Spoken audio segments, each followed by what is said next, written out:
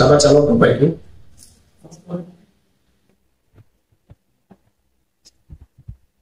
Baik, kita akan belajar kebenaran firman parasat terakhir dari kitab Bereshit.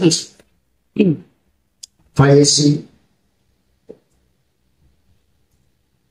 Mari kita buka Bereshit pasal yang ke-37. Bereshit pasal yang ke-37. Firman-Nya berbicara demikian. Dan Yakub masih hidup 17 tahun di tanah Israel. Maka umur Yakub, yakni tahun-tahun hidupnya, menjadi 147 tahun. Ketika hampir waktunya bahwa Israel akan mati, dipanggilnya lah anak-anak Yosef dan berkata kepadanya, jika aku mendapat kasih-Mu, letakkanlah kiranya tanganmu di bawah pangkal pahamu, dan bersumpahlah bahwa engkau akan menunjukkan kasih setia kepadamu. Janganlah kiranya kuburkan aku di Israel, karena aku mau mendapat perhentian bersama-sama dengan nenek moyangku. Sebab itulah angkutlah aku dari Israel, dan kuburkanlah aku dalam kubur mereka. Jawab Yosef, aku akan berbuat seperti katamu. Kemudian kata Yakub, bersumpahlah kepadaku. Maka Yosef pun bersumpah kepadanya. Lalu sujudlah Israel di sebelah kepala tempat tidurnya. Bapak Ibu yang dikasihi Tuhan Yesus, hari ini kita masuk dalam parasat terakhir dari kitab Bereshit. Serial tentang seluruh kejadian di muka bumi ini akan berakhir pada pekan depan. Kita sudah memasuki cerita yang baru, di mana Israel bertambah banyak dan mereka masuk dalam situasi yang berbeda, yaitu perbudakan. Oleh karena Paros pada zamannya Yosef sudah tidak ada, dan Yosef sendiri pun sudah tidak ada. Dan Paros yang baru memang betul-betul dikatakan tidak mengenali Yosef. Bahkan dia memiliki visi bagaimana Bani Israel itu sudah dianggap sebagai musuh. Nah, parasat Faisi adalah parasat terakhir dari kitab Bereshit. Namun saya ingin menyinggung bahwa pertama, pembelajaran kita terhadap Torah firman Elohim itu terstruktur. Jadi sesuai dengan kaidahnya rumah Yakub. Ya. Pembelajaran kita terstruktur melalui parasat demi parasat. Dan memang parasat atau posi sejarahnya berasal dari pada saat Bani Israel dalam masa pembuangan. Dan ada seorang nabi, Ezra, yang memang dikatakan Ezra 75. Dia bertekad, berkomitmen untuk menyelidiki ya ketetapan Elohim. Bahkan dikatakan bukan hanya menyelidiki, tetapi juga dia melakukan dan mengangkat.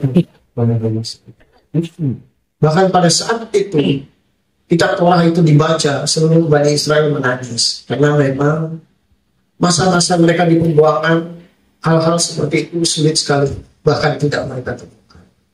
Jadi wajar ketika firman Tuhan berkata bahwa akan ada kelaparan, dan kelaparan bukan soal makanan tapi kebenaran firman Tuhan. Banyak orang haus dan lapar tapi tidak menemukannya. Itu kelaparan. Nah, dan itu memang terjadi di Bani Israel. Salah satu cara Bapak Yahweh mendidik Bani Israel adalah bagaimana mereka meremehkan kasih anugerah Tuhan dan mereka berbuat yang tidak diperintahkan Tuhan. Akhirnya Tuhan mengizinkan mereka untuk mengalami masa-masa dibuang. Di masa pembuangan itu mereka akhirnya belajar bahwa hidup taat kepada Tuhan, walaupun sakit, tapi itu jauh lebih enak daripada hidup di luar Tuhan dan menderita. Makanya dikatakan mengikut Yesus itu memang gak gampang, bahkan dikatakan harus sangkal diri pikul salib, bahkan serupa dan segambar dengan Yesus mengalami penderitaan. Tapi menderita bersama Yesus masih lebih enak daripada menderita bersama dia. Bahkan Rabbi Saul dikatakan kalau kamu menderita berbuat baik itu lebih enak daripada kamu menderita berbuat yang jahat. Nah, dalam Parasat 52 porsi, 52 parsa, mungkin dikatakan kita bisa tahu bahwa itu bukan turun keluar dari firman Tuhan itu langsung, tetapi oleh hikmat yang Tuhan tahu dalam kitab Esra, karena memang dia hidup mendedikasikan pada Torah yang dan generasinya mengeluarkanlah hidup yang namanya bangsa. Karena mereka tidak bisa beribadah di bait suci, jadi bagaimana mereka tetap bertekun? Maka di sinagog di tempat mereka diaspora, mereka tetap bertekun terhadap Torah, yaitu melalui pelajaran. Maka 52 parasat ini muncul. Nama-namanya mulai dari tokoh-tokoh yang memang Tuhan pakai, ada juga yang muncul sebagai tokoh antagonis yang memang Tuhan angkat sebagai bentuk pembelajaran agar jangan diikuti. Ya, jalan-jalan Bileam, Korah, dan sebagainya. Ya. Nah, saya ingin kita kembali ke 4 parasat terakhir. Kalau Anda ingat, ya,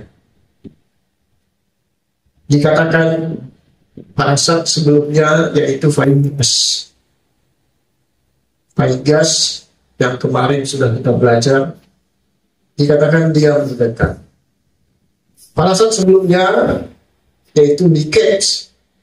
Miketz berarti pada akhirnya. Dan sebelum Miketz itu parasat Vayeshev. Ya, Vayeshev itu dan dia tinggal. Saya sudah katakan bahwa setiap tokoh di dalam kitab suci itu memiliki peran Mesias di dalam kehidupan. Ada sah dengan kemesiasan, bagaimana dia datang menghadap raja. Ya. Kemudian anak Imam Harun, ya, bagaimana dia membunuh, ya, dia menumpas hal yang jahat yang pada saat itu dilakukan dari Bani Israel dengan tombak dan bangsa-bangsanya. Dan masih banyak yang lain. Bahkan setiap tokoh-tokoh Alkitab itu setiap perjalanan hidup memiliki peran Mesias. Mereka bukan Mesias, tapi mereka menjalankan peran Mesias. Termasuk Yosef, ya, Yakub pun, Ishak pun, bahkan mulai dari Abraham, bahkan Noah pun, ya, dan masih banyak yang lain. Semuanya memiliki peran. Makanya Rabbi Saul katakan begini, yang kehendaki ialah apa kan? Ya, mengalami yang namanya bagaimana menderita bagi manusia, ya, mengalami kuasa kebangkitan. Ya, tentu semua itu banyak hal yang tidak gampang. Vayeshev itu dia tinggal, Miketz itu pada akhirnya, Vaigas itu dia mendekat, Vayeshi dan dia itu. Tambah satu kebetulan bahwa 4 parasat ini berbicara tentang Yeshua. Ya. Bagaimana Vayeshev, ya, dia tinggal, dia hidup, ya. Dikatakan bahwa dia hidup sebagaimana Mesias bangkit pasca kematian Kristus. Miketz pada akhirnya Vaigas dia mendekat, Vayeshi dikatakan dia hidup selamanya. Apa maksudnya ini, Bapak? Sebenarnya ini sebuah pesan sebuah pesan profetik bahwa Mesias Yesua ketika dia hidup kembali, ya, dia naik ke samai, dikatakan yang kita nantikan pada akhirnya dia akan meninggal, dia akan datang kembali dan Yesus katakan dia hidup selalu. Apa maksudnya? Pesan profetiknya bahwa Yesua yang kita kenal, Yesua ben Yosef, ya, yang orang rayakan, yang orang-orang lain tanyakan. Tetapi dia datang bukan sebagai Ben Yosef lagi, sebagai seorang anak kecil, tetapi dia akan datang sebagai Ben David. Artinya tongkat kerajaan Daud itu akan ditegakkan oleh Yesus, sebagaimana dia datang sebagai raja. Jadi dia hidup, pada akhirnya Mikes, dia mendekat, dia datang, ya, dan dia hidup selalu. Yesus. Ini yang kita nantikan bahwa pada akhirnya Mikes itu kan pada saat yang bercerita tentang Yosef mengungkapkan siapa dirinya. Dan satu waktu Yesus juga akan menyingkapkan pada kita. Nabi Saul katakan bahwa hari ini kita mengenal dia hanya sepenggal-sepenggal, tapi satu saat bahwa kita akan muka ketemu. Ya. Semua rahasia yang menurut kita belum masih. Ya. Bahkan firman Tuhan kita ini hanya mengecap belum full. Ya. Nah, itu satu pesan yang sangat sederhana dalam parasat Yesus ini kalau kita gabung dalam 4 parasat itu. Bagaimana Yesus tetap hidup setelah kematiannya, dan dia akan datang kembali. Pada akhirnya dia akan mendekat. Pada akhirnya dia akan mendekat, artinya dia akan datang kembali. And he lived, ya, dan dia hidup Yesus. Ya. Dan itu menjadi sebuah pesan bagi kita bahwa Mesias Yeshua HaMashiach, sebagaimana Raja Salomo katakan, untuk segala sesuatu di bawah kolong ini ada waktu. Jadi kalau ada yang berkata kapan dia datang, ya nanti ada waktu. Pak Prabowo katakan tunggu tanggal lain. Ya, oke, itu yang pertama. Ya, beberapa parasat kita gabung. Parasat itu diambil dari parasat Pak Yesus itu minggu 9, Mikes 10, ya, Pak Yudas 11, sekarang 12 Pak Yesus. Ya. Dia hidup mendekat, pada akhirnya dia mendekat dan dia hidup selamat. Oke, itu yang pertama Bapak Ibu, sebagai kata pengantar bagi kita masuk ke parasat Yesus. Kejadian pasal 47 itu diambil mulai dari ayat yang ke-8. Dan Yakub masih hidup 17 tahun di tanah Misraim. Maka umur Yakub yakni tahun-tahun hidupnya menjadi 147 tahun. Jadi Yakub mulai masuk tanah Misraim umur 130. Ketika hampir waktunya bahwa Israel akan mati, dipanggilnya anak-anaknya Yosef dan jika aku mendapat kasihmu, letakkanlah kiranya tanganmu di bawah pangkal pahaku, bersumpahlah bahwa engkau menunjukkan kasih dan setia kepadaku. Janganlah kiranya kuburkan aku di Misraim, karena aku mau mendapatkan perhentian bersama-sama dengan nenek moyangku. Sebab itu aku dari Misraim, kuburkanlah aku dalam kubur ini. Jawabnya, aku akan berbuat seperti katamu. Bapak Ibu yang dikasihi Yesus, dia hidup, artinya dia hidup mulai memasuki 130 tahun. 17 tahun dia di tanah Goshen, tetapi dia pada parasat Yesus ini dia sudah pada akhir-akhir kehidupan. Menariknya Bapak Ibu, hampir semua bapak-bapak leluhur itu matinya mati baik semua. Ya, matinya mati baik.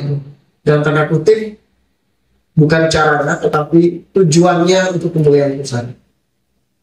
Kalau cuma cara ya, mungkin bisa dibilang Yesus kematiannya menyedihkan.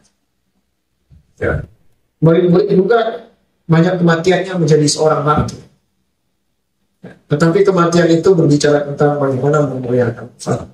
Nah, dalam parasat Farisi ini ada permintaan seorang Yakub.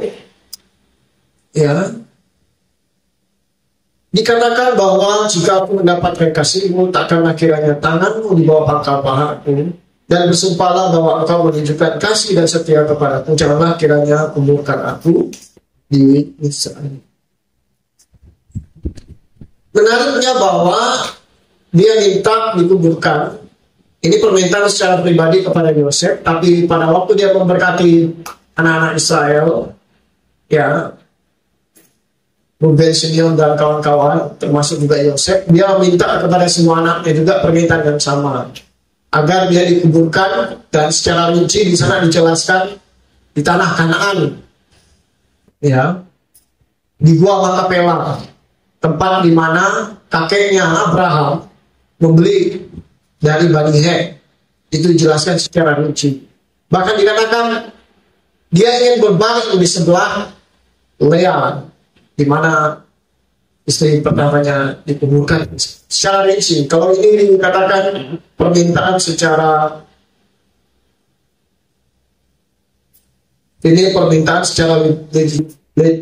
legitimasi. Maksudnya karena Yosef ini penguasa, jadi dia punya pengaruh. Tetapi permintaan yang berikutnya yang sama, itu permintaan ditujukan kepada semua anak-anaknya. Karena memang kalau kita baca, kalau kita maju ke depan, ya, Yosef juga mati. Ya. Jadi yang melanjutkannya ya saudara-saudaranya yang masih hidup, bahkan generasi-generasi berikutnya. Ya, tapi nggak ada. Mereka sudah mati semua. Karena mereka yang keluar dari perbudakan itu generasinya sudah generasi baru. Tetapi pesan itu masih begitu kuat. Jadi itulah kenapa Bapak Ibu, kenapa Israel itu begitu kuat? Karena kalau berbicara tentang keluarga, legasi, warisan itu begitu kuat. Warisan itu bukan soal duit, Bapak Ibu. Tapi bagaimana sejarah yang dari kakek nenek moyang itu diturunkan terus menerus. Itulah sebabnya kenapa seorang laki-laki di Israel itu, satu harus punya kerjaan, dua harus menulis geografi dalam hidup. Kenapa tujuannya? Supaya nanti generasinya bisa mengambil pelajaran dari bagaimana generasi-generasi sebelumnya. Itu penting, sehingga nggak putus. Saya contohkan saya saja. Saya hanya bisa sampai kenal kakek saya. Di atas kakek saya sudah nggak tahu. Ya. Bagaimana kisahnya seperti apa? Saya tahunya kakek saya dijijik sama Belanda, kemudian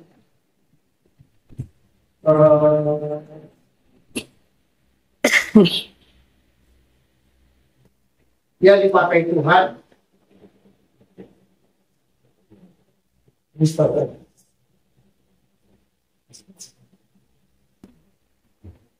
dia dipakai Tuhan,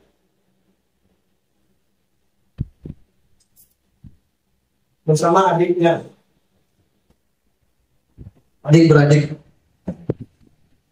Yang saya ingat, om saya, anaknya yang paling tua dikatakan, mungkin kalau kakekmu itu sekolah mungkin sudah sarjana, setingkat sarjana, dikatakan. Dan menariknya, di generasi anaknya itu tidak ada yang dalam tanda kutip melanjutkan warisan dari kerjaan pelayanan dari kakek. Hanya memang bapak saya masuk aktif, tapi nggak kayak begini tuh, nggak memang. Ya bagian kayak ya, terlibat saja lah dalam diangkat kayak majelis, tapi ya itu pun sesaat saja. Ya. Dan yang turun itu jatuhnya di yang pertama itu di kakak sepupu saya. Dia sarjana teologi, tapi dia nggak terlibat penuh. Ya. Dia di STT apa? Dia dididik di sekolah Korea. Tapi nggak full. Dia seperti kayak teman-teman dulu. Terlibat sekarang sudah tembus P3K. Jadi nggak full. Nah itu jatuh di saya. Yang generasinya itu jatuh di saya.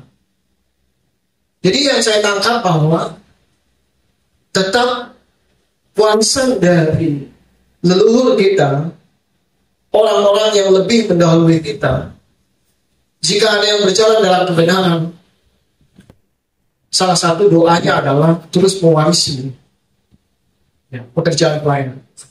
Makanya setiap kali bahkan kita berdoa bagi anak-anak ini, biar mereka takut akan Tuhan dan terus melanjutkan. Bahkan sebagaimana yang Tuhan tahu. Ya. Mungkin kata kasarnya seperti, ya Tony, kamu cukup jadi payung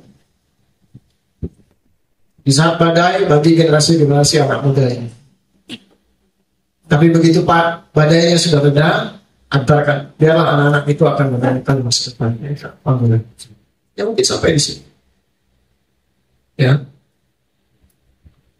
Karena memang satu saat juga, ya mungkin generasi yang kelihatan ini generasi saya dengan para imam ya. Tapi apakah masih ada sampai Tuhan datang nanti? Ya kita nggak tahu. Itu sebuah misteri. Tapi tugas kaum yang tua, ketika dia gugur, dia harus siap menjadi pupuk bagi daun yang muda, tunas yang muda itu tumbuh dan melanjutkan kembali pekerjaan mereka. Ya. Itulah misi pelayanan. Jadi kita nggak bisa egois. Pekerjaan pelayanan Tuhan tetap jalan, tetapi kita nggak bisa memungkiri bahwa kita ini punya keterbatasan dalam memenuhi kehendak Tuhan. Tapi Saul punya keterbatasan, tapi dia tahu Timotius akan melanjutkan apa yang sudah Rabi Saul mulai, dan Rabi Saul memotivasi. Ada banyak pelayan-pelayan Tuhan yang sudah umur. Saya perhatikan bahwa mereka masih ego dengan kehidupan mereka. Mereka masih muncul, terlalu mencolok di dalam pelayanan. Tetapi sebenarnya kalau kita baca dalam kitab suci, generasi-generasi yang tua itu harus sudah menjadi pembimbing, pembina, supaya begitu generasi yang muda itu siap. Suka nggak suka ya kita harus melepas. Ya memang sudah ada masanya. Setiap generasi ada masanya. Ya. Abraham demikian, bagaimana dia mempersiapkan Ishak. Terakhir sebelum kematiannya dia memberikan warisan semua anak-anaknya tanpa terkecuali. Tapi secara Ishak dikhususkan. Itu legasi. Bahkan Ribka itu adalah legasi dari seorang Abraham. Ya, itu peninggalan terakhir yang bisa Abraham. Ya kalau kekayaan ya Abraham punya uang lah segala macam. Tetapi satu hal tindakan dia sebagai orang tua yang mungkin terakhir yang bisa dia buat selain daripada memberikan warisan, dia memberikan yang pendamping bagi Ishak. Karena memang pada saat kematian Sarah, Abraham itu memang terbatas. Nah, dalam bahasa Paisi ini, kembali di kitab pasal 4, kita didapati bahwa Yakub dengan seluruh histori sejarahnya, mulai dari dia belum ada firman-Nya muncul, dan dia di dalam kandungan, dan dia bertolak belakang dengan abangnya, dan lahirlah, dan peristiwa penipuan itu mulai, dan akhirnya dia berpisah. ya, dan kemudian dia harus kembali ke tanah Kanaan, dia harus rekonsiliasi dengan kakaknya, kemudian dengan peristiwa bersama anak-anaknya juga banyak peristiwa yang bisa dikatakan pahit, ya, yang paling pahit yang bisa dia terima bukan hanya anak-anaknya menipu dia, Yosef entah kemana, Rahel mati dan sebagainya. Jadi memang itulah kenapa ketika Paroh tanya, ya hari-harinya tuh penuh dengan penderitaan saja. Tapi kitab suci nggak pernah bohong. Apa yang kau tabur itu yang kamu tuai. Walaupun dia menuai dalam kasih Tuhan, ya dia apa yang dia tetap buat, dia harus tanggung. Ya, fisiknya, pangkal pahatnya terpelencong, seleo, dia tidak berjalan sebagaimana seorang normal. Ya, anak-anaknya sibling bermusuhan, cemburu satu dengan yang lainnya. Ya. Tetapi kita lihat bahwa ada satu tindakan seorang Yakub di terakhir, tindakan final, ya, tindakan terakhir sebagai orang tua, bagaimana dia melakukan sebuah penyelesaian terhadap masa lalu yang pernah dialami leluhur, nenek moyangnya, orang tuanya, bahkan dirinya sendiri. Yakub di sini didahului dengan minta supaya ketika dia mati itu pasti, Bapak. Bahkan dikatakan, kitab suci katakan, ketika hampir waktunya Israel akan mati. Dia minta kepada Yosef bahwa dia jangan dikuburkan di Israel. Tapi dia nggak bilang di tanah perjanjian atau apa, tapi dia bilang, tahu dia di tempat di mana perhentian bersama nenek moyangnya, yaitu Abraham. Bahkan dikatakan, sebab itu angkutlah aku dari Israel dan kuburkanlah aku dalam kubur mereka. Saya cari di sefaria.com, kenapa sih? Apakah ini soal tentang dikubur baru tulang-tulangnya harus dibawa, tentang apa begitu? Tetapi pada akhirnya saya menemukan bahwa ini bukan soal ritual, ini tentang bagaimana di akhir dari kehidupannya Yakub dia masih tetap menunjukkan iman percayanya akan janji yang Bapa Yahweh sendiri berbicara kepadanya. Makanya tindakan iman yang terakhir yang bisa Yakub beri setelah Paskah, dia memberkati seluruh anak-anaknya, yaitu dia percaya bahwa Bani Israel akan kembali ke tanah. Tapi kembali pun, ya, Israel diberikan pewahyuan bahwa keturunannya generasi yang keempat akan kembali, tapi mereka akan berada di bawah perbudakan. Bersama dengan Yosef pun demikian permintaannya. Lalu apa yang bisa kita tangkap dari permintaan dua orang ini yang minta supaya tulang-tulang mereka itu dibawa, tidak dikuburkan di Misraim? Ya, satu, karena Misraim itu bukan tanah kelahiran mereka atau tanah yang Tuhan janjikan. Misraim hanya tempat sementara. Sama seperti kita di dunia ini. Ingat, dunia ini hanya sementara. Yesus pernah berkata bahwa aku, Esamain, menyediakan rumah. Ya. Anda cek, nggak ada satupun nabi manapun, Tuhan manapun yang dipercaya oleh kaum di muka bumi ini yang berani berkata seperti itu. Dia menyiapkan segala sesuatu dan dia akan kembali. Mana ada? Yang ada adalah doakan aku. Bahkan dia sendiri gak yakin dengan kehidupan. Jadi Yesus mengingatkan bahwa tempatmu itu bukan di sini. Tetapi setan mengajarkan, nikmatilah dunia ini dengan segala keberadaannya. Bahkan tidak heran ajaran-ajaran banyak hamba Tuhan pun mengarah bahwa dengan segala, bahkan Yesus sendiri sudah katakan bahwa apa yang ada di dunia ini dengan karat akan rusak. Itu hanya sementara. Jangan itu menjadi tujuan akhir dari kehidupan kita. Dan kita nggak bisa memoles atau memperhalus. Ya kita kan juga butuh uang. Ya memang butuh uang, tapi bukan itu. Bukan menjadi itu sebuah alasan untuk kita untuk bahwa enggak. Abraham begitu kaya, Ishak pun begitu kaya, tapi pada akhirnya mereka akan dikuburkan di dalam dua kapel. Tapi kekayaan itu tidak berarti, justru legasi warisan yang paling utama itu adalah bagaimana ketaatan mereka terhadap firman. Memang kita akui bahwa tiga pribadi ini, Abraham, Ishak, Yakub, ya memang gak ada yang benar-benar sempurna. Semua penuh dengan ceritanya masing-masing.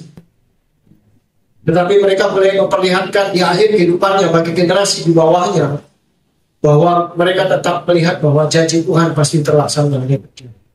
Abraham dengan legitimate atau legacy warisannya, bagaimana dia bapak segala orang percaya, segala bangsa, ya.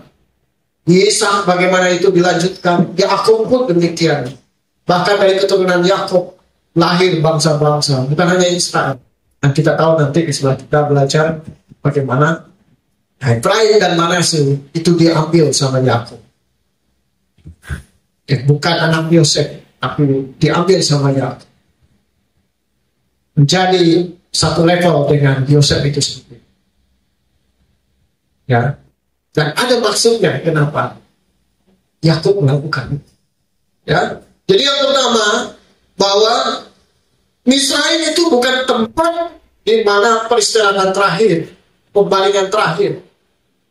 Pembalingan terakhir adalah tempat yang memang Tuhan pilih. Tuhan pilihnya itu adalah tanah Kanaan, tanah perjanjian. Disitulah sebagai bentuk tindakan profetik, sebagai tindakan iman. Makanya kalau Anda baca dalam Ibrani, dengan iman, selalu dengan iman, dengan iman. Ya. Dan pada kutip, detik-detik terakhir kematian, iman tetap harus berbicara. Kecuali setelah kematian, iman tidak ada gunanya. Makanya penjahat yang di sebelah Yesua dengan iman justru dia diselamatkan. Dibuktikan dengan perkataan. Ya. Jika engkau datang sebagai raja, ingatlah ketika engkau datang.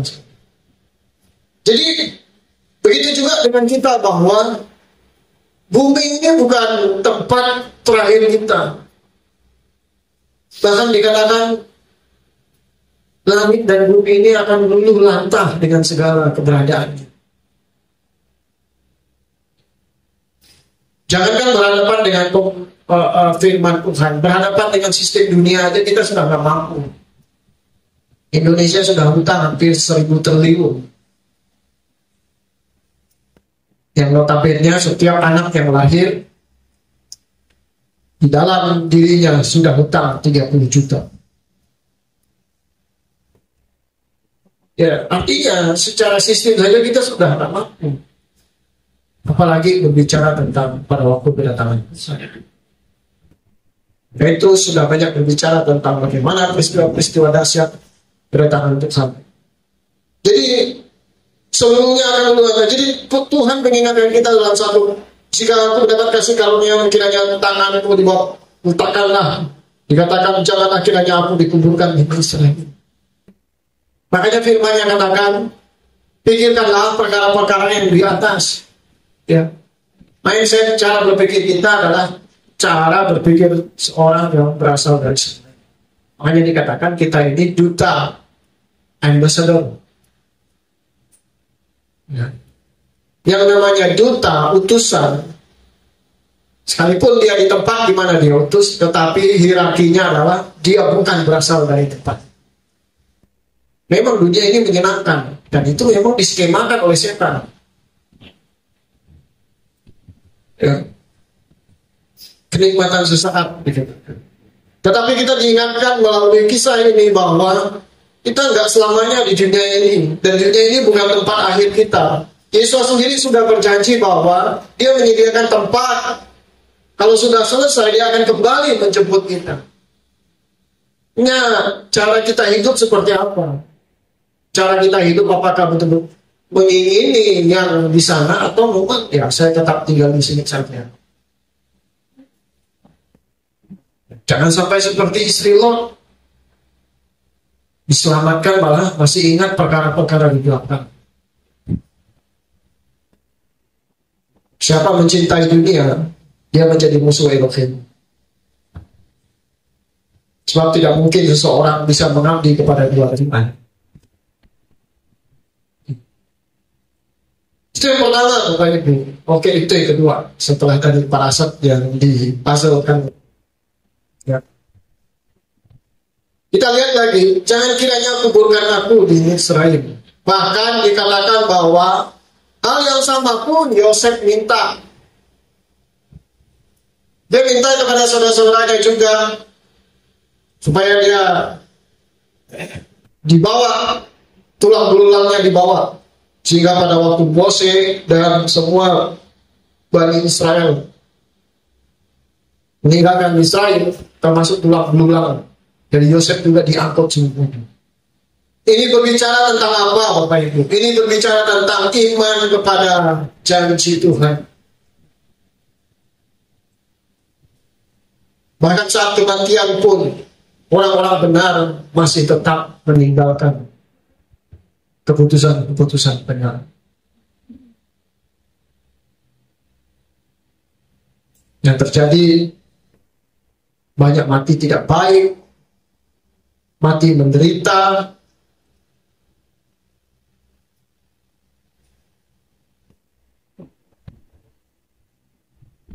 bahkan mati dengan tidak dalam kebenaran. Yang herannya, dunia berkata bahwa dia sudah berada di surga.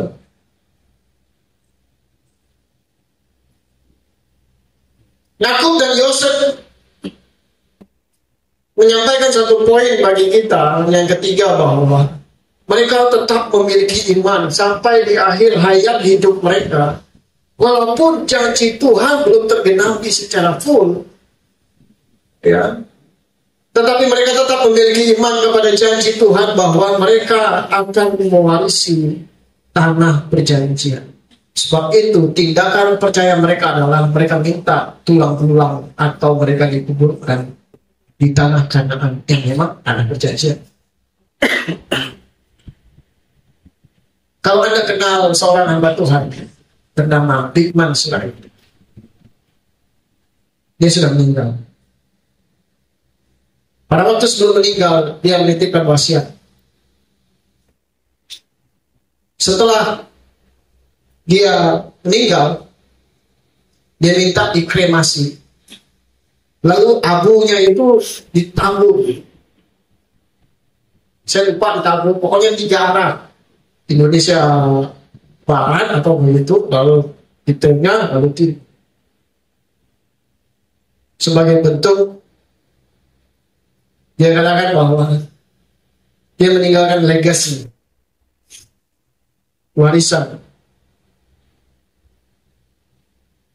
Kalau Anda perhatikan, Elia itu meninggalkan satu legasi bagi Elisa. Itu apa, Bapak Ibu? Ya, kain ya, jubah kan? Ya.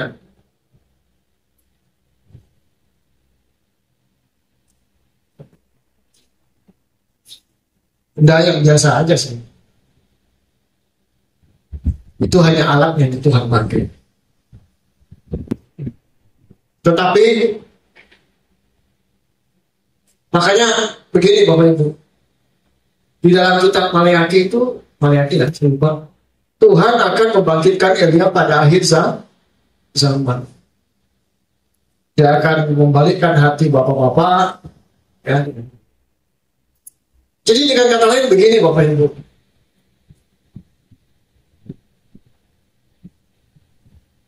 kehidupan orang benar memang dia sudah mati, tapi karakternya itu tetap hidup di generasi-generasi berikutnya. Makanya itu penting kenapa kita hidup benar tanpa akan.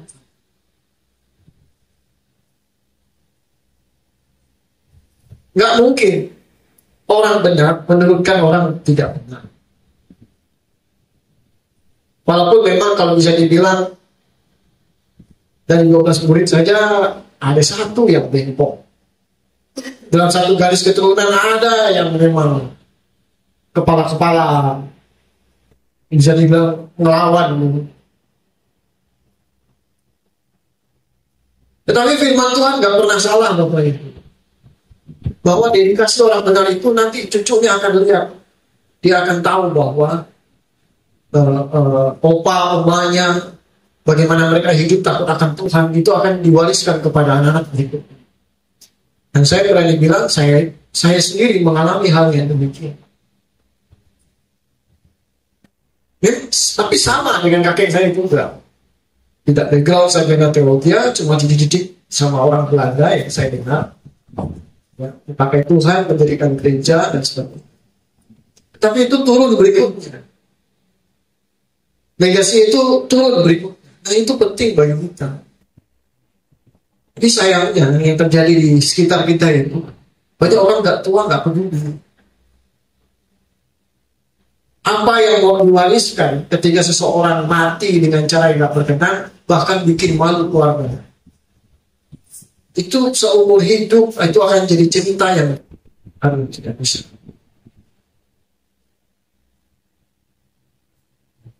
Raja Daud saja yang hidup bagaimana akhir dari kehidupannya sebagai seorang yang berkenan di mata Tuhan tidak bisa menghapus bagaimana cacatnya dia dengan Batseba. Apalagi kalau hidup yang tidak benar, tetap cerita itu akan menggema di kalangan orang percaya.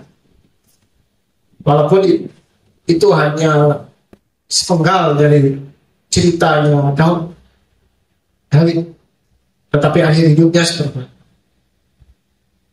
Begitu juga Salomo di awal dan bagaimana akhir hidup.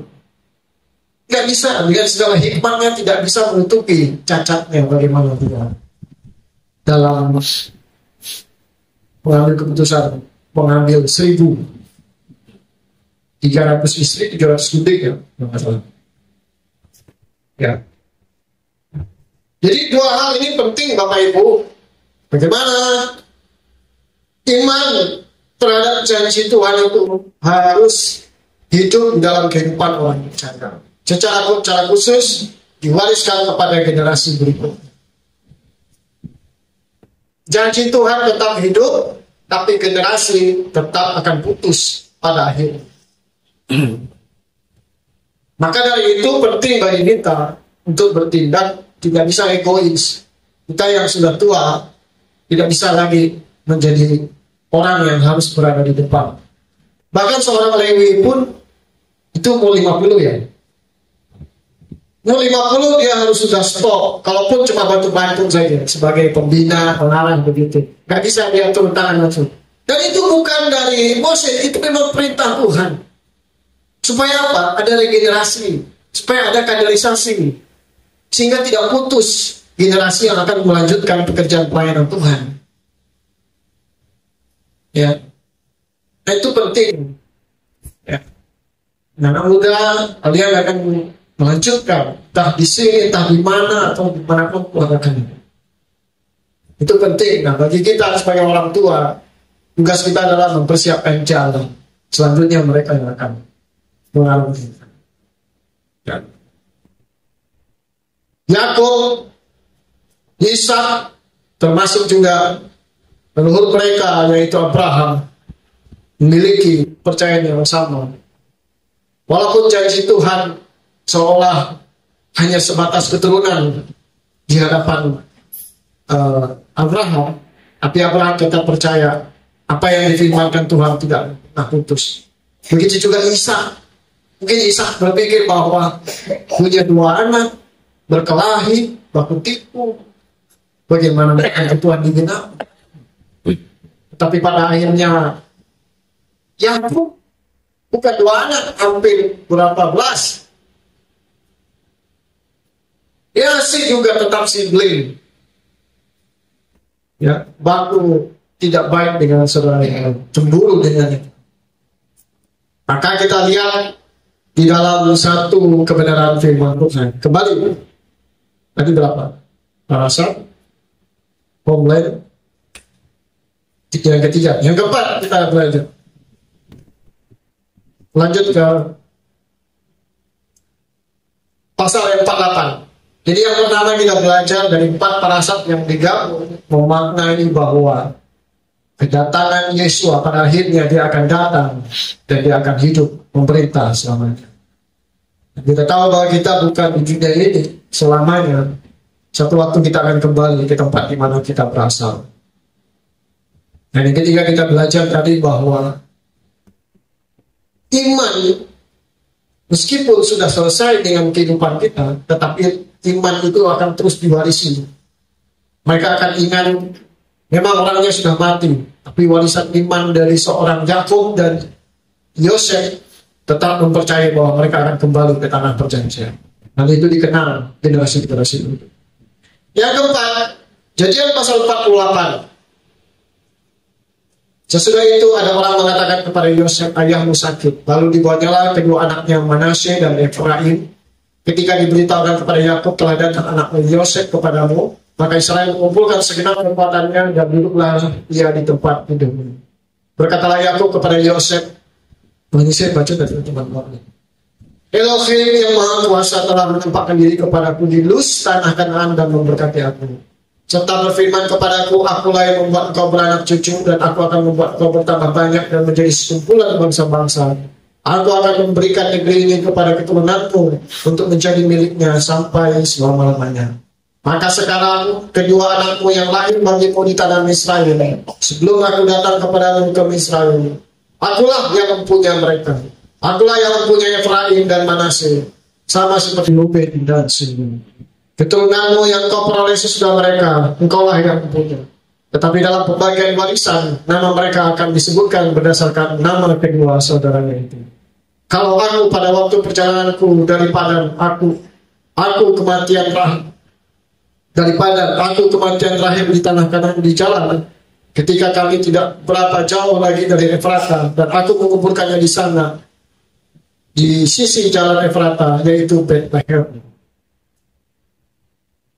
Jadi di sini diceritakan bahwa Manasye dan Efraim, Manasye itu yang paling tua, Efraim yang paling muda.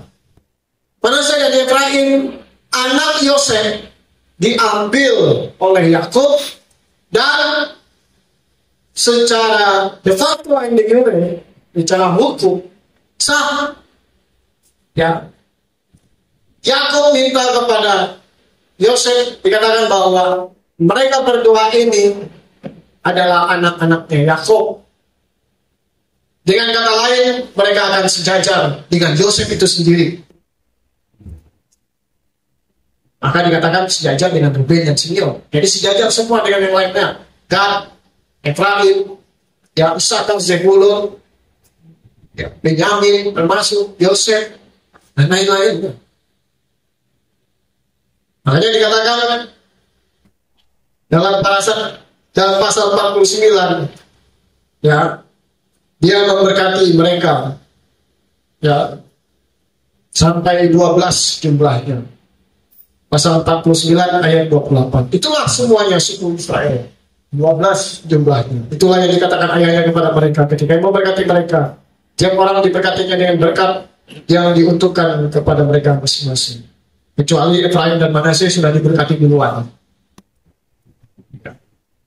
Nah, kenapa Yakub mengambil Manasye dan Efraim yang anaknya seorang Yosef untuk sejajar menjadi barisan bagian dari setara dengan Ruben, Simeon dan saudara-saudaranya sampai Yosef itu sendiri? Ya. Ternyata dalam Misnah para Nabi sangat dikatakan ya, ada satu, mungkin bukan kutub, tapi itu seperti kayak bawaan. Ya, kalau bahasa saya mungkin kutub lah. dalam versi halus. Di mana anak-anak leluhur semuanya serba sibling, semuanya serba cemburu satu sama yang lain. Satu, kakeknya Abraham. Sampai hari ini Israel keturunannya dengan Arab itu baku injak terus dan bisa dibilang.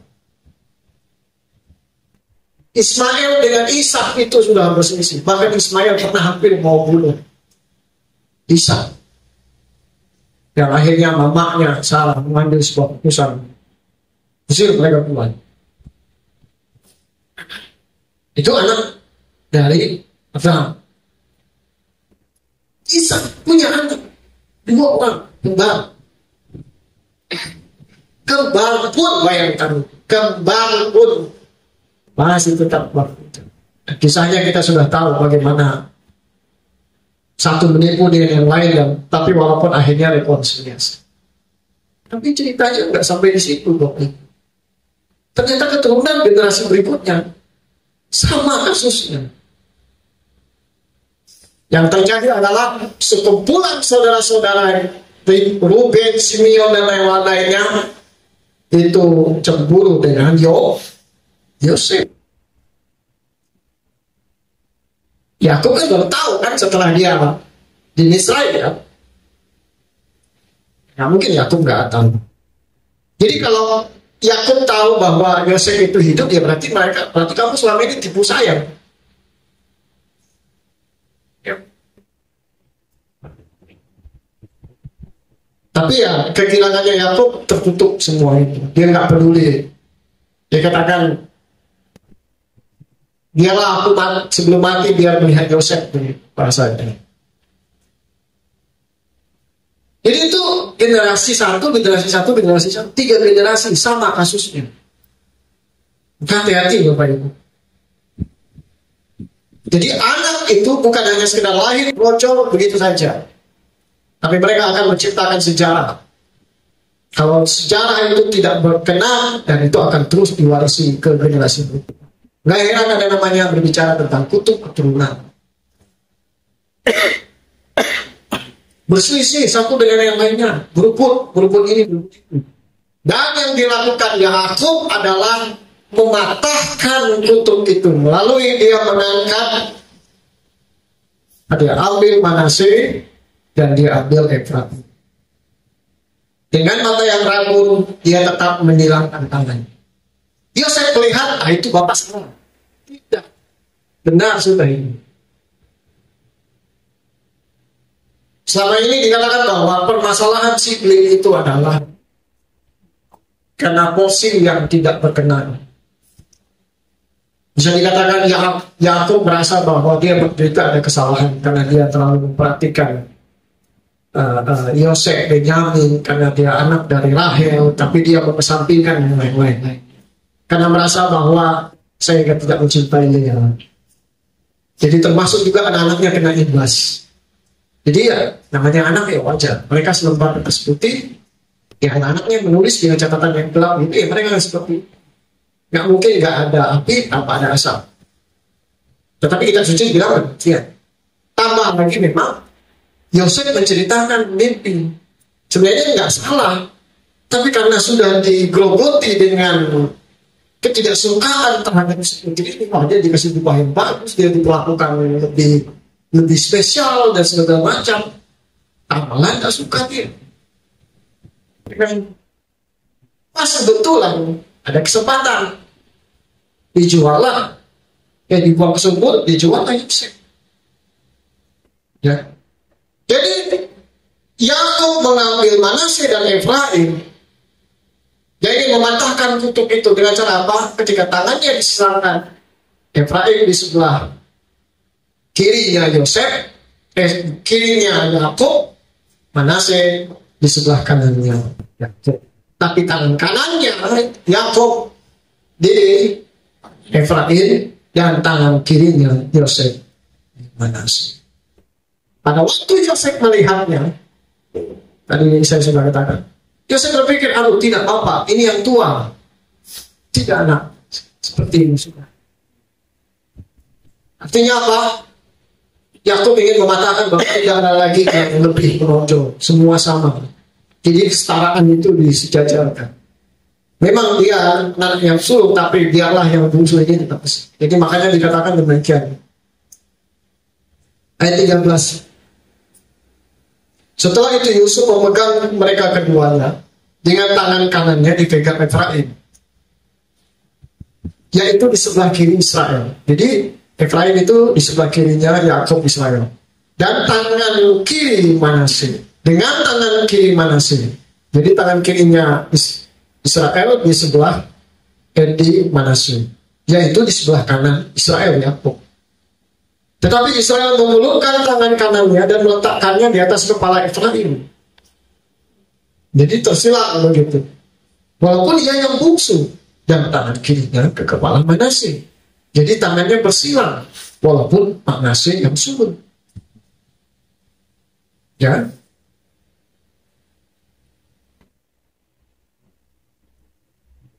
Lalu kita lihat ceritanya, ayat 17 kita lompat. Berkatnya sudah tadi kan. Ketika Yusuf melihat bahwa ayahnya meletakkan tangan kanannya ke atas kepala Efraim, hal itu dipandangnya tidak baik, karena memang patriark, anak yang sulung harus mendapatkan porsi lebih besar. Ya. Secara patriark, secara garis keturunan, ya. Hal itu dipandang tidak baik. Lalu dipegangnya tangan ayahnya untuk memindahkan ke atas kepala Efraim, dari atas kepala Efraim ke atas kepala Manasye. Jadi tangan kanannya yang di atas Efraim mau dipindahkan ke tangan kepala Manasye.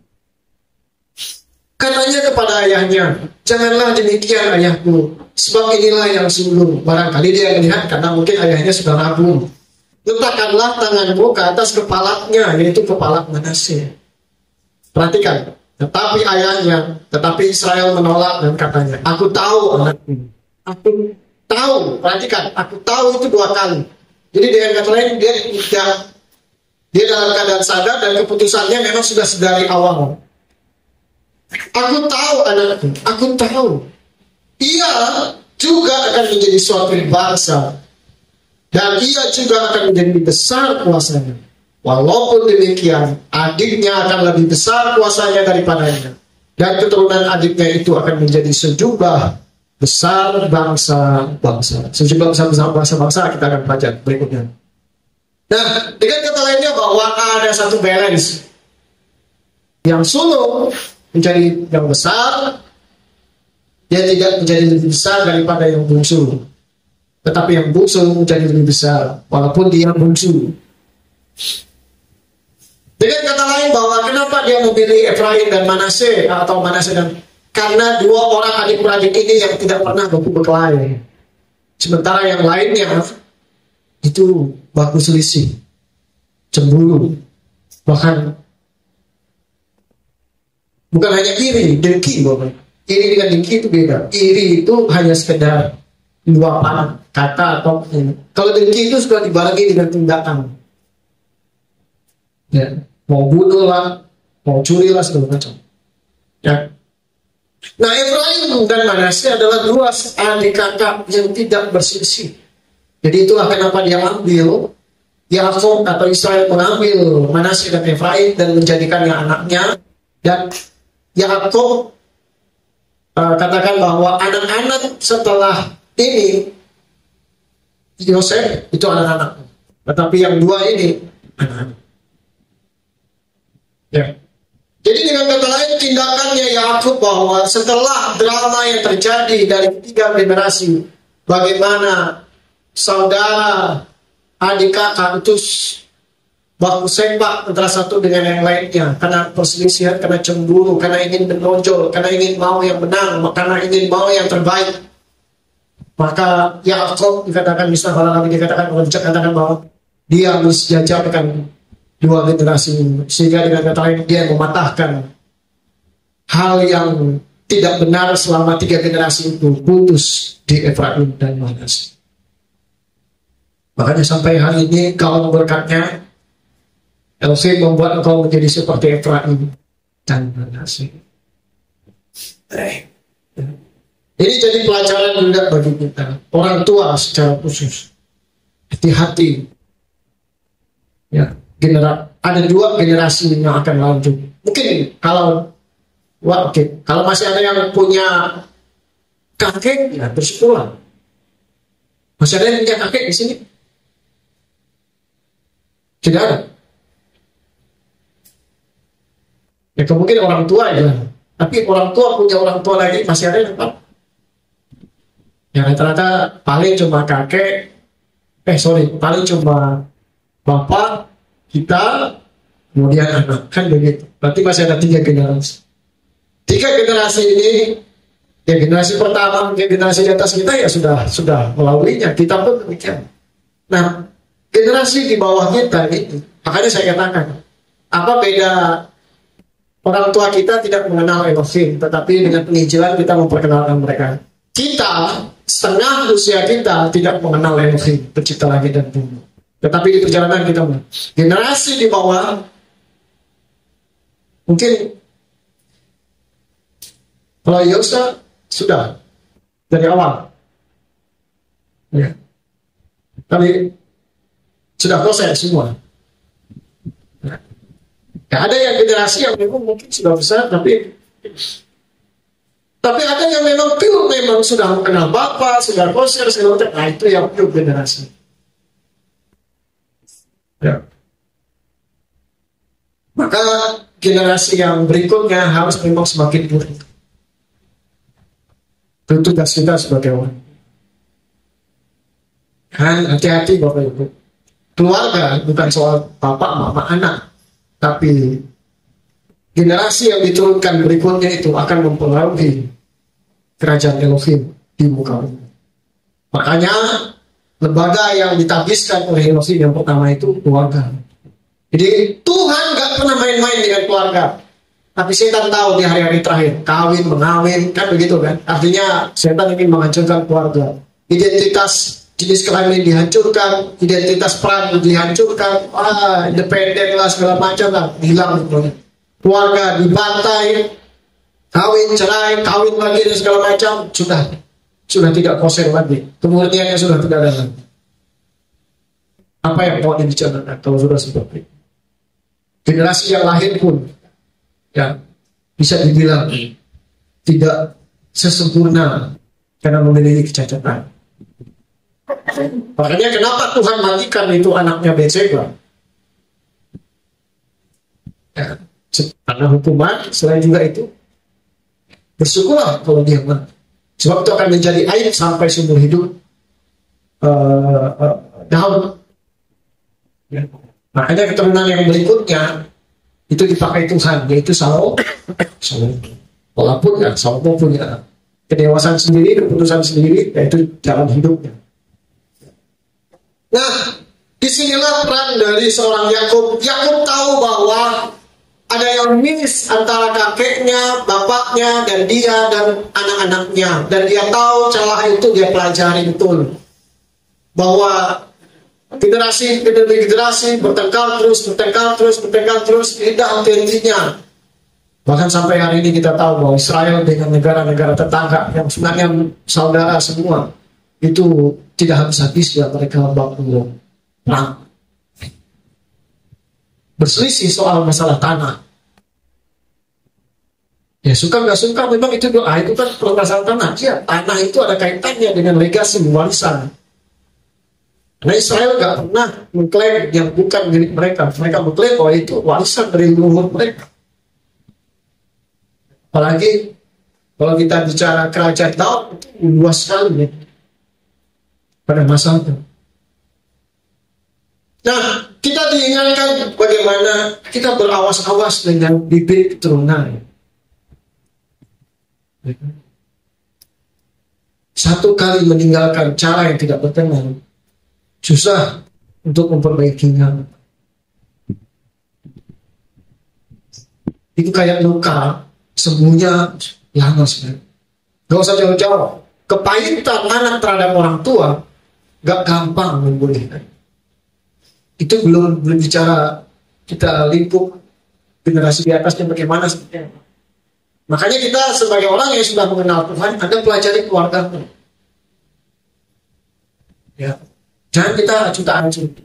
Bisa jadi itu ada yang diturunkan. Itu harus diputuskan. Oleh Hamasya, kutuk itu dipakai. Tapi harus tahu. Ya. Apalagi background kita ini generasi-generasi yang masih setengah hutan, setengah peradaban modern, dalam tanda kutip. Ya, kita masih pernah hidup di hutan belantara yang memang belum terlalu bagaimana seperti zaman sekarang. Ya, kita nggak tahu bagaimana orang tua kita pada zaman dahulu. Tapi paling tidak kita harus menggali informasi seperti itu. Itu penting. Ya. Jadi pelajaran hari ini atau jangan, satu kesimpulan sederhana, jangan main-main dengan keluarga. Satu bangsa rusak karena satu keluarga yang rusak. Anda ingat tadi perkataan Daud ketika dia memberikan warisan terakhir, jangan ada satupun generasi keturunan yang lupa. Dia warisan kepada siapa? Salomo. Jangan lupa ketetapan, perintah, kesaksian, jangan. Supaya warisan Tuhan itu tidak putus. Nah, berarti ternyata warisan Tuhan itu bisa putus kalau kepada generasi yang tidak setia. Coba kita lihat tadi satu lagi aja pasal 2 ya.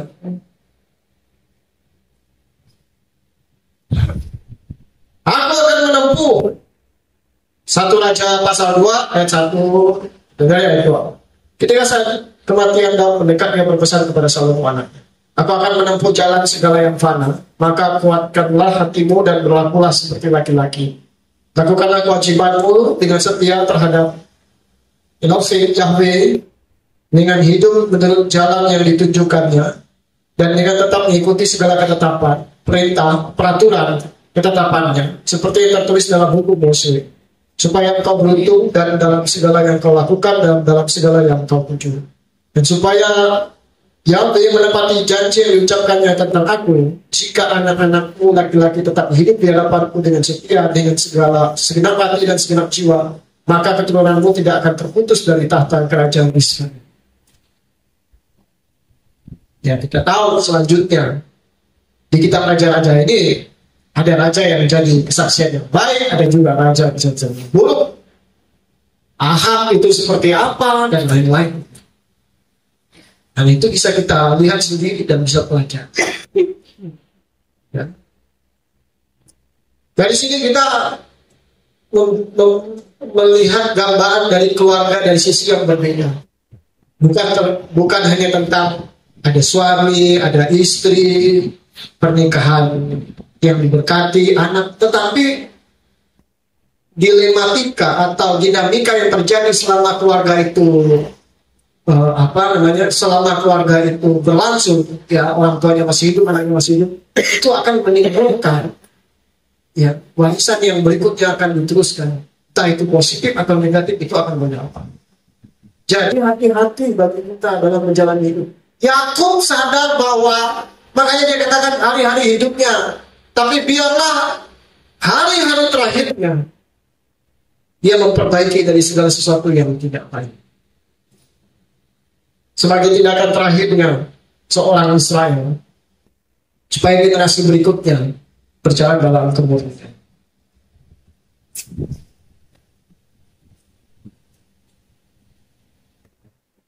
Terakhir, Bapak Ibu, satu pesan kepada kita semua.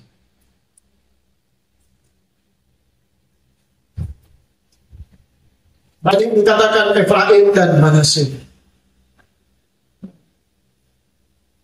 Kita kembali ke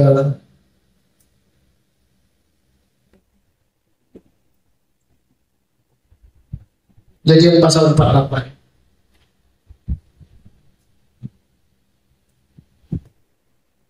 Dan sekarang ayat 5, kedua anakmu yang lahir bagimu di tanah Misraim sebelum kedatanganku kepadamu di Misraim, mereka adalah milikku, yaitu Efraim dan Manasye. Sama seperti Ruben dan Simeon, mereka adalah milikku.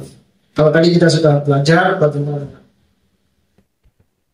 jangan bermain-main dengan keluarga, baik dari proses pembentukannya sampai bagaimana mereka berjalan, itu begitu penting. Mungkin kita melihat sebatas ya suami istri diberkati Tuhan, anak-anak, ternyata perjalanan itu mempengaruhi. Bahkan anak bisa kepahitan terhadap orang tua bisa kecewa sebagaimana Ishak kecewa kepada Esau. Perjalanan yang tidak bisa, kita pun harus mewanti-wanti. Ya. Ada seorang hamba Tuhan, pastor wanita, dia istri gembala, istri pastor juga. Dia kesaksian bagaimana dia punya anak. Anaknya itu sudah gak mampu lagi dididik. Cara yang cukup keras dia sudah pernah lakukan. Cara pendekatan yang lembut pun dia sudah lakukan. Memang anak ini gak mampu lagi dididik. Ya. Sampai akhirnya suaminya katakan, kamu terlalu keras. Dia bilang begini sama suami, saya sama-sama dia itu mulai dari lahir sampai kecil, saya tahu nih.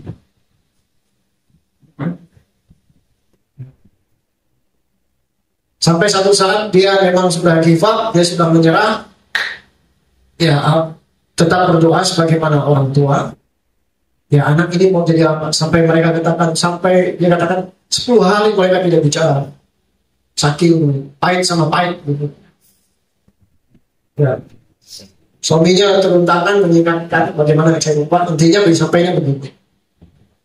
Sampai satu saat setelah dia banyak bergumul, dia berdoa, anak itu datang lalu menangisi mama. Dan dia katakan, mama, kalau bukan karena mama, mungkin aku hari ini sudah nggak jadi apa. Dan mamanya kaget, tiba nggak ada angin, nggak ada apa. Singkat cerita begini, mereka rekonsiliasi, mereka cerita.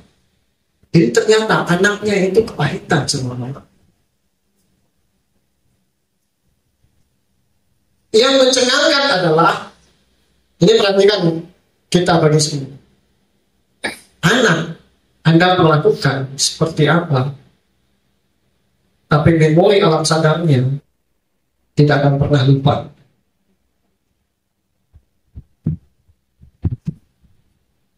Jadi ketika dia masih kecil, entah apa yang pernah mamanya lakukan sehingga menyakiti anaknya begitu. Tapi anaknya ini ya sudah selesai begitu. Itu seperti kayak memori yang terpendam. Selesai begitu. Tapi ketika dia udah dewasa, itu kayak dia bilang, entah waktu apa berselisih dengan mamanya, tiba-tiba itu kayak keingat begitu. Jadi ternyata memori-memori yang seperti itu hanya terkubur. Dan suatu saat dia akan bangun kembali. Hanya kalau anak, apalagi kalau anak muda, emosi labil, mereka gampang sekali, nggak berpikir rasional. Sehingga perspektif dia salah. Anak muda. Tapi karena memori yang dulu, yang pernah. Jadi dia katakan, jadi kita pelajaran, dia katakan sebagai orang tua. Ya mungkin jangan heran bahwa peristiwa-peristiwa masa lalu itu gak akan pernah. Memang dia kayak, dia sudah lewat. Anaknya juga pada waktu dia kan waktu itu pernah, ya selesai. Tapi ternyata ada peristiwa dan itu kayak memori itu kayak langsung keingat begitu. Tapi sepanggal-sepanggal. Nah sepanggal-sepanggal ini ya karena dia seorang anak muda yang labil, tidak punya rasionalnya yang kurang matang, dia akhirnya punya perspektif yang salah, akhirnya dia cara berpikir yang salah. Dan sampai akhirnya Tuhan bukakan. Tapi ini dia bilang bahwa ternyata perlakuan orang tua pada waktu dia masih kecil itu sangat mempengaruhi dia ketika dia besar.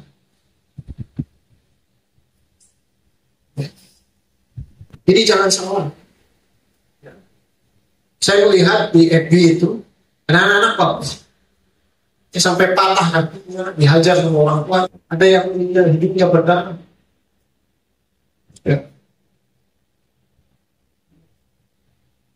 Ternyata bukan mama kandung ya, mama tirinya. Ya. Tapi itu akan memang anak itu, tapi percaya kalau nanti dia besar, itu akan naik. Entah dia mengalami masalah apa, lalu tiba-tiba memori itu keinginan. Makanya nggak ada orang yang jahat di dunia ini, nggak ada. Yang ada orang baik yang bisa. Yang akhirnya dia pun ingin supaya orang lain mengalami seperti dia mengalami. Itu mesti waspadai. Saya pun diingatkan Tuhan. Ya, jijik tegas keras dulu, tapi jangan sampai mau dihapus memori itu nggak bisa. Itu kan keingat. Anda saja masih ingat, kalau jangan. Ya kalau kita mungkin sudah dewasa, sudah bisa menerima asam garam, tapi yang anak-anak itu labil.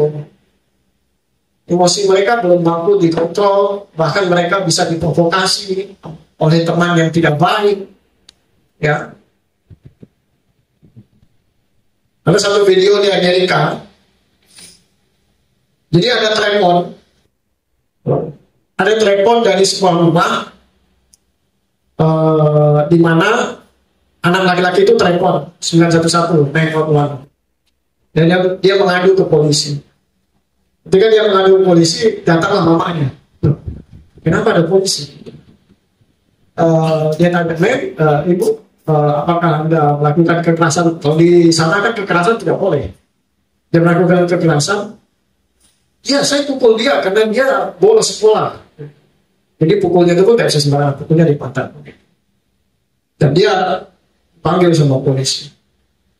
Ya. Nah, betul kamu dipukul? Lalu mamanya langsung nyela begitu. Apakah saya masuk penjara karena saya harus pukul anak saya? Lalu teman yang satunya, tenang bu, sebentar. Lalu yang polisi ditanya, benar kamu dipukul? Benar. Pukul di mana? Menggunakan apa? Apa namanya? Pinggang, bel. Ya. Oke. Singkat cerita, kenapa kamu pukul? Karena dia bolos. Lalu, kenapa kamu telepon 911? Karena temanku bilang itu adalah hakmu seorang anak. Anak tidak boleh dipukul, dia bilang begitu. Polisinya mengamuk.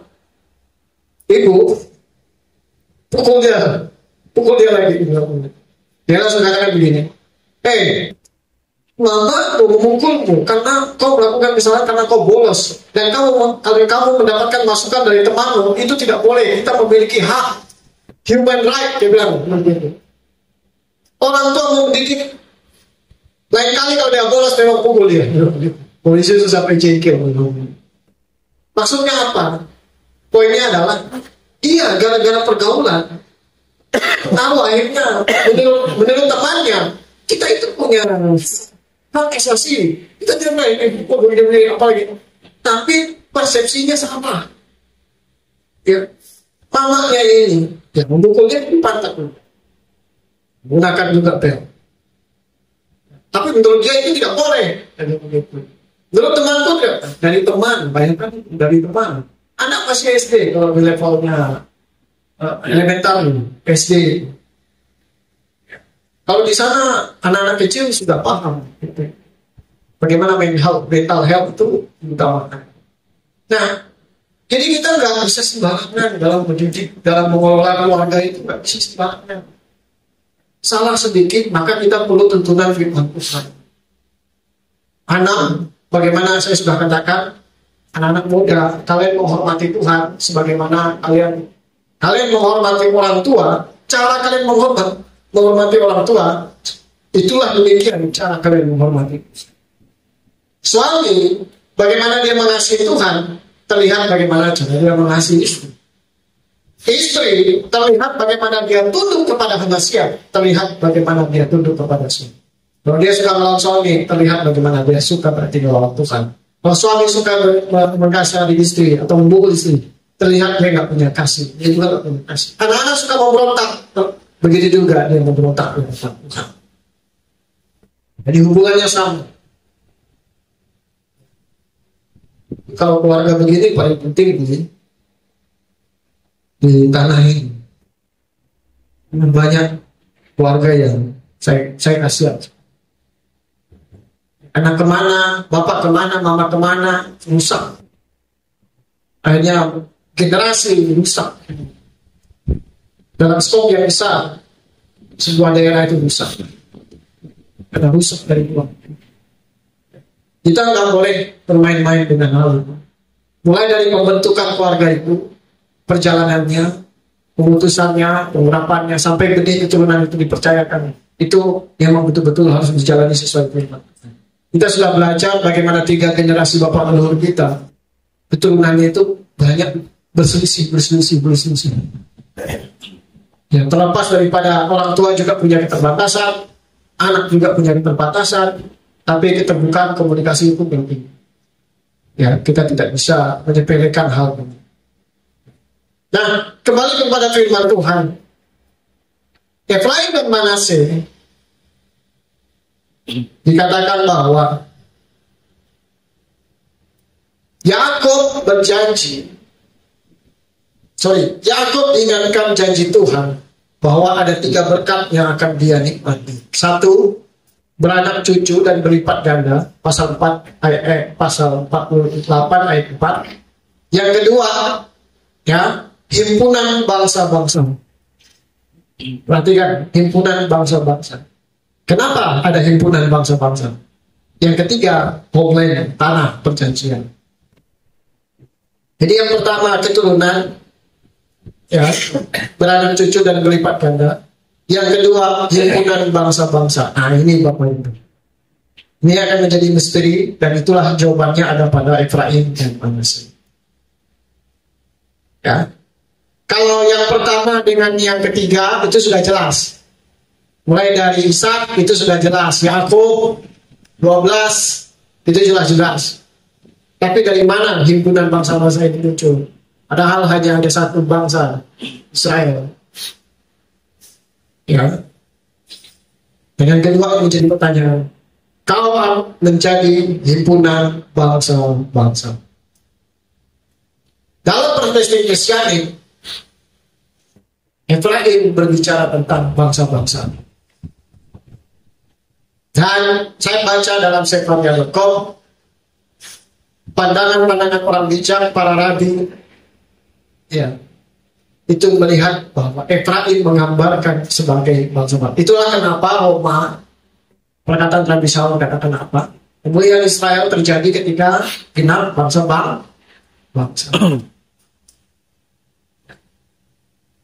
Israel nggak bisa sendiri. Yang non-Israel bangsa-bangsa pun nggak bisa berdiri sendiri. Ya, harus ada namanya.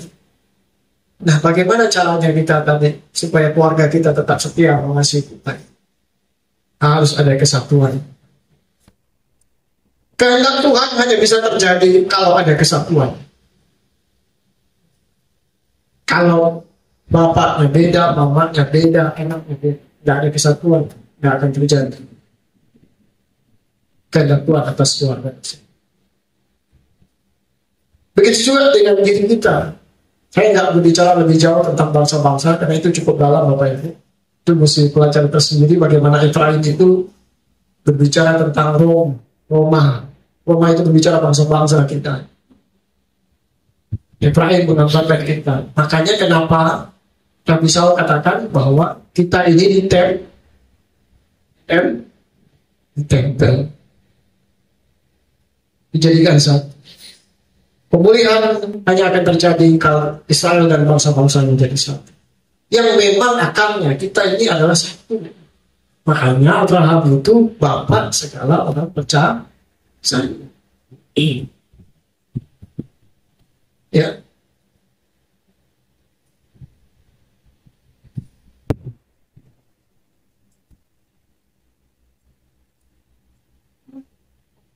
Kita lihat berkatnya kepada Efraim.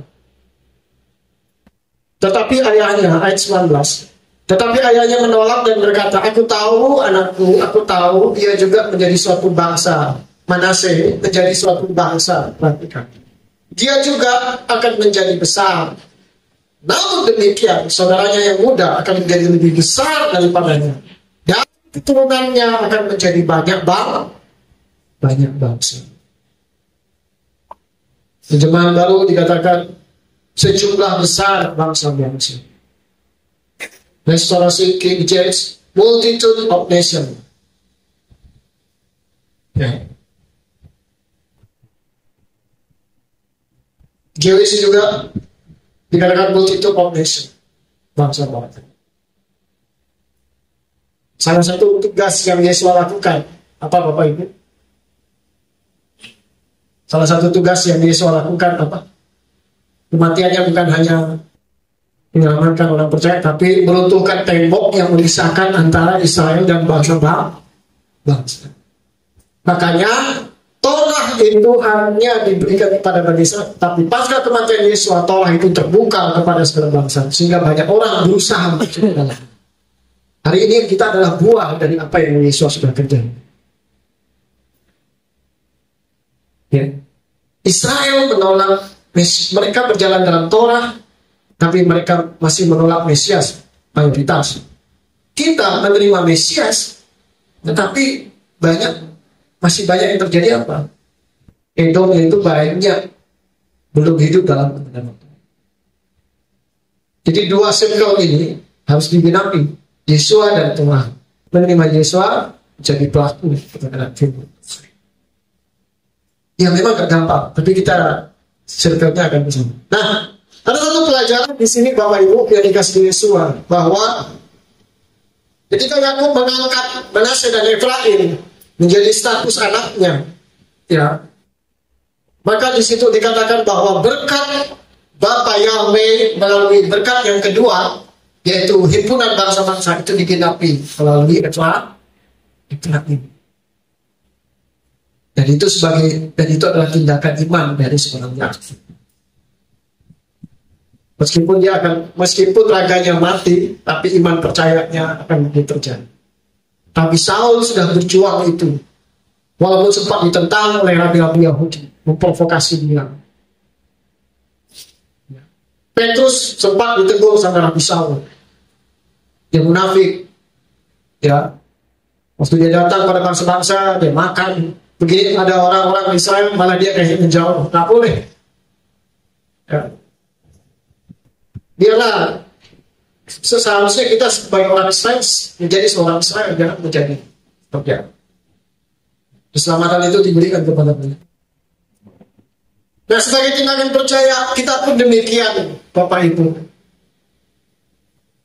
Dalam Kejadian pasal terakhir, Kejadian pasal 49 ayat 1 dan 2.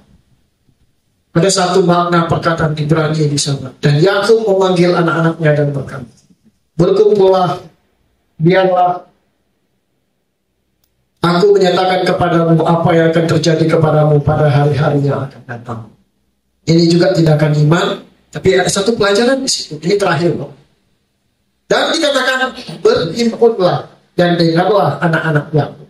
Dengarlah kepada Israel ayat. Visi, kehendak Tuhan, rancangan Tuhan tidak akan terjadi kalau tidak ada kesatuan. Perhatikan Bapak Ibu, apapun saudara punya keinginan dalam doa atas anakmu dan tidak akan terjadi kalau tidak ada kesatuan. Kesatuan itu seperti lingkaran yang bulat. Dia bukan begini, tapi bulat. Jadi dia utuh. Ya. Berkumpullah. Berkumpul untuk apa? Untuk menerima. Menerima apa? Sesuatu yang akan terjadi. Ya. Bahkan dikatakan berkumpullah, berhimpunlah. Artinya jadilah satu kalian.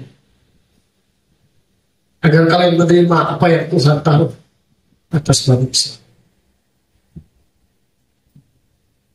Jadi kita nggak akan pernah mengalami yang namanya pemulihan, jawaban doa, kalau tidak ada kesatuan.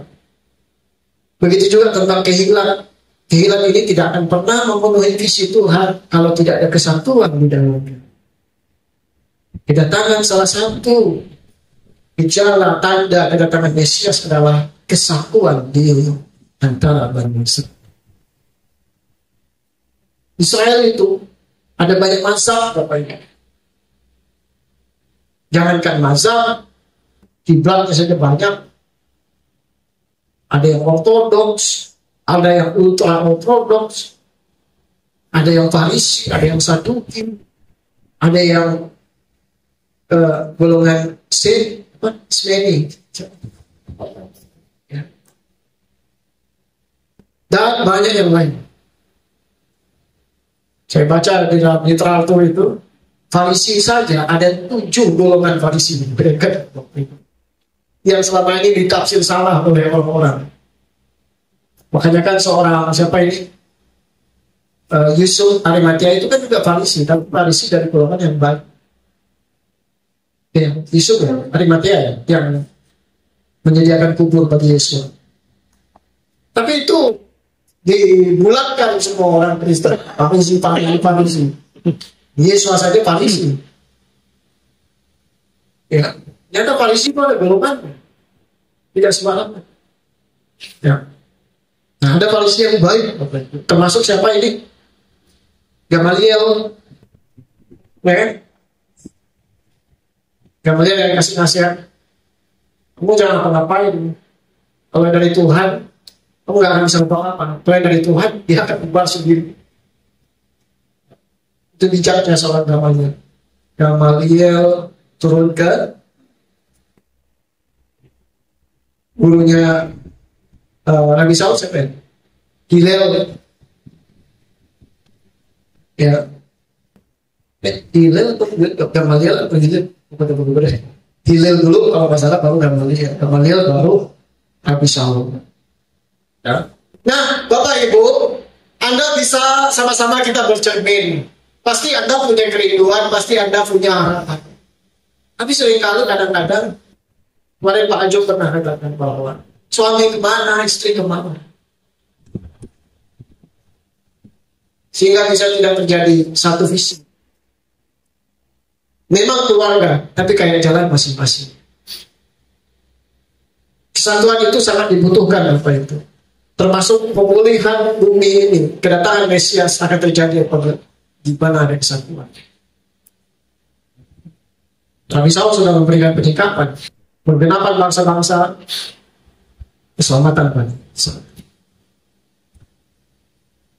Ya. Ada sebuah quote dikatakan, Tol Israel Arvim Sebazir.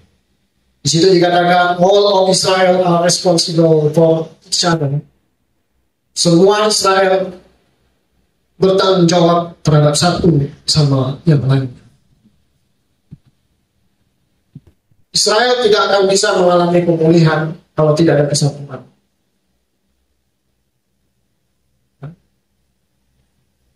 Anda bisa tahu bagaimana pada waktu Israel dijajah sama bangsa Roma. Ada golongan pencilat, memungut cukai dan segala macam. Yang penting mereka ada yang memberontak juga yang secara frontal ada. Ya. Ada yang cari aman. Macam-macam. Ya. Sulit mereka. Tapi Israel di bawah kesatuan, mereka begitu kuat.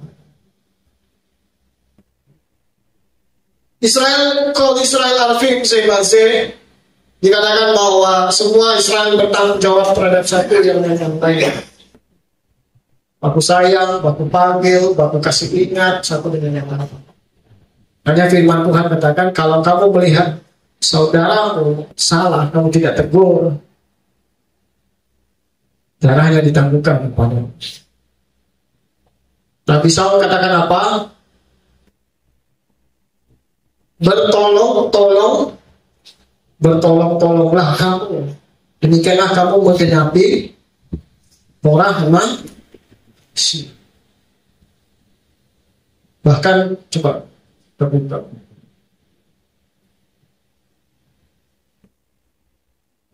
Ibrani pasal yang ke Ibrani 10 ayat 24. Dan marilah kita saling memperhatikan supaya kita saling mendorong dalam kasih dan dalam pekerjaan yang baik. Pekerjaan yang baik kehendak Tuhan dan segala yang dari sama ini yang mungkin terjadi kalau di dalam itu terjadi perpecahan atau tidak ada kesimpulan. Tehilling katakan berkat hanya turun di tengah-tengah kesatuan. Bagaimana caranya kita supaya bisa satu? Yang penting kan kita sudah diberkati Tuhan dan Pak jadi satu kan. Itu secara supranatural ya, tapi dalam pelaksanaan kalau suami kemana, istri kemana, ya, anak-anak akan bubar. Percaya, mereka akan melihat. Ya. Mereka nggak akan. Anak-anak itu salah dalam mendengar, tapi mereka tidak pernah salah dalam mendikte orang tua, mengkopi orang tua. Kalau mendengar mungkin dia bisa salah-salah, tapi dia ngikut orang tuanya tidak pernah salah. Sebagaimana bapaknya, sebagaimana mamanya, begitu juga anak. Nggak bisa. Keluarga itu nggak bisa dibangun, oh karena saya imam, saya egomu terlalu tinggi. Oh nggak bisa, karena saya istri. No, kalau istri tidak bisa. Ya ada kesatuan. Kalau masing-masing jalan sendiri itu apa keluarga? Itu ngapain menikah gitu? Ya. Bahkan di kamar seperti dalam Pak ini, kita harus kesatuan. Suami istri. Nggak bisa istri punya pikiran sendiri. Walaupun decision maker ada di pada seorang suami harus mendengarkan dengan rendah hati, masukkan, karena dia penolong.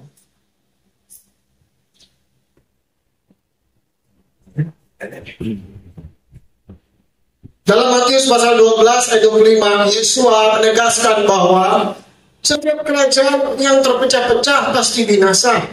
Dan setiap kota atau rumah tangga yang terpecah-pecah tidak dapat bertahan. Silahkan buktikan sendiri.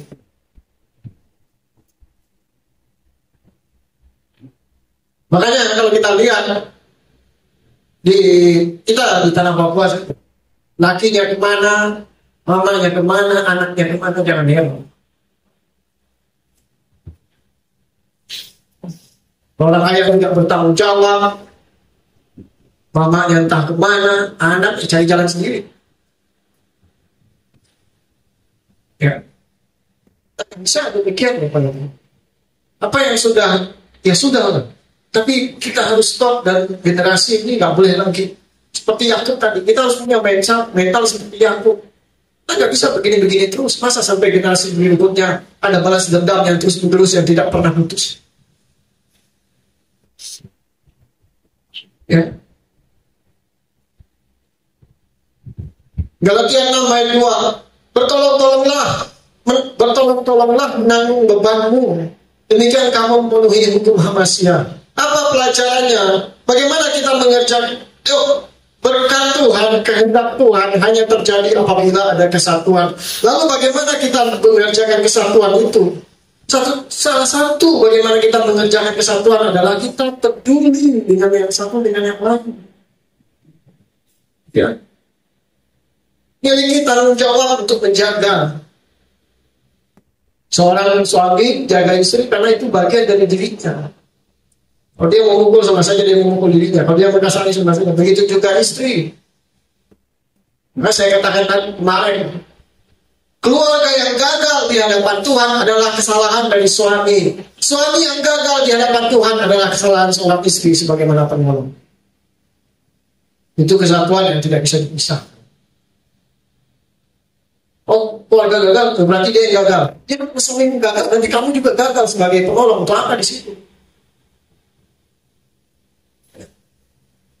Jadi kesatuan bisa dikerjakan kalau kita memiliki tanggung jawab, ya,